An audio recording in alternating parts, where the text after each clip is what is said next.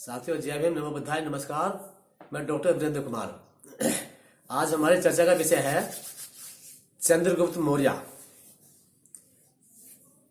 कहा जाता है कि चंद्रगुप्त मौर्य साहब ने मौर्य वंश की स्थापना की थी। इस बात में कितनी सच्चाई है, हम आज इस पर चर्चा करेंगे कि क्या वास्तव में चंद्रगुप्त मौर्य ने मौर्य वंश की स्थापना की थी या मौर्य वंश पहले ही स्थापित था।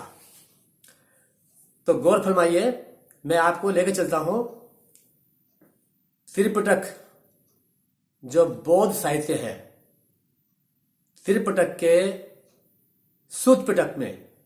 और सुत्त पिटक का एक बड़ा अति महत्वपूर्ण एक ग्रंथ है जिसका नाम है दीघ निकाय। उस दीघ निकाय में एक अति महत्वपूर्ण एक सूत्र है जिसका नाम है महापरिनिब्बाण सूत्र। तो मैं आपको महापरिनिब्बाण सूत्र में लेकर चलता हूं।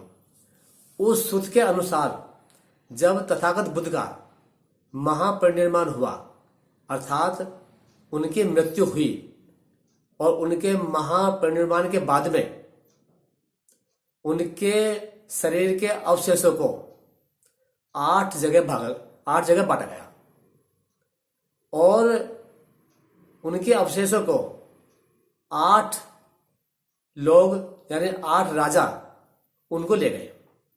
और जिस कुंभ के अंदर उनके अवशेष रखे थे, उस अवशेष को उस कुंभ को द्रोण नाम का एक ब्राह्मण भी ले गया।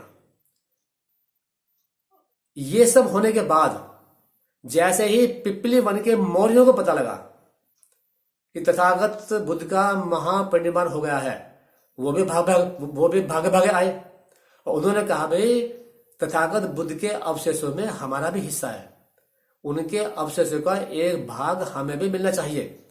लेकिन उनके अवशेष पहले बढ़ चुके थे।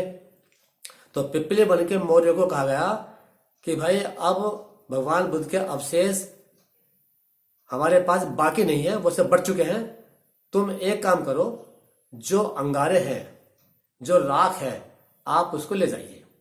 तो पिपली वन के मौर्य उन्हें अंगारों को और उन्हें राख को ले गए। और अब ये हो गए 10। किस प्रकार?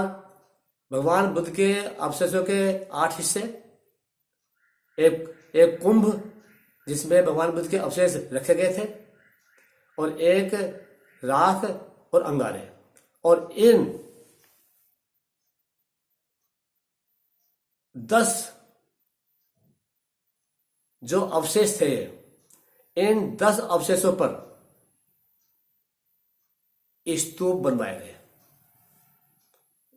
ध्यान से सुनिएगा, स्तूप बनवाए गए। स्तूप किसने बनवाए? मगध के राजा अजातशत्रु ने मगध में,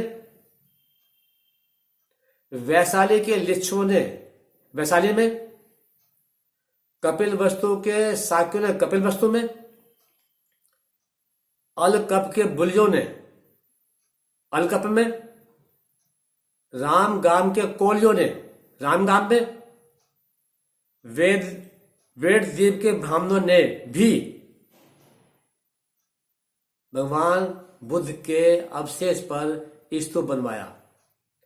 पावा के मल्लों ने भी स्तूप बनवाया, कुशीनारा के मल्लों ने भी स्तूप बनवाया, द्रोण ब्राह्मण ने कुंभ के ऊपर स्तूप बनवाया, और पिपली वन के मौर्यों ने अंगारों और राख के ऊपर स्तूप बनवाया। इस प्रकार 10 स्तूप बनवाए गए। क्या मतलब हुआ इस बात का? कि पिपली वन के अंदर मौर्यों का शासन तथागत बुद्ध के जमाने से ही था। अब जब पिपली वन के मौर्यों का शासन पहले से ही था, तो इस बात में कितना दम है, कितनी सच्चाई है कि चंद्रगुप्त मौर्य ने मौर्य वंश की स्थापना की। इसलिए ये झूठ साबित होता है कि मौर्य वंश की स्थापना चंद्रगुप्त मौर्य ने की, अर्थात पिपली वन में मौर्यों का शासन पहले से ही था और चंद्रगुप्त मौर्य उसी कड़ी में बाद में मगध के राजा बने। तो हमने आज इस बात पर चर्चा की है, जो कहानी हमें सुनाई जाती है कि चाणक्य ने चंद्रगुप्त मौर्य को उसके बालकाल में खेलते हुए देखा, उसको वो ले गए, ले जाने के बाद में उसको पाला पोसने के बाद में उसको मगध का राजा बनाया, और मगध का राजा बनने के बाद में जो नंद वंश था, नंद वंश को नष्ट किया, और नंद वंश को नष्ट करके चंद्रगुप्त मौर्य मगध के राजा बने। और नंद वंश को नष्ट किस लिए किया था? इसलिए कि नंद वंश ने चाणक्य का कभी अपमान किया था। ये जो कोरी कल्पना है, यह केवल एक भ्रम है, एक भ्रम है। ऐसा लगता है कि ऐसा कुछ भी नहीं हुआ, क्योंकि जो दीघ निकाय में जो लिखा हुआ है उसके अनुसार मौर्यों का राज्य पहले से ही था, और चंद्रगुप्त मौर्य उसी राज्य में बाद में चंद्रगुप्त मौर्य उसी मौर्यों के राज्य में बाद में ये राजा हुए। तो आज हमने चर्चा की इस बात पर। अब वो जो तथागत बुद्ध के अवशेषों पर जो 10 स्तूप बने थे, अब उन स्तूपों का क्या हुआ, वो स्तूप अब कहाँ है, ये हम आपके ऊपर छोड़ते हैं।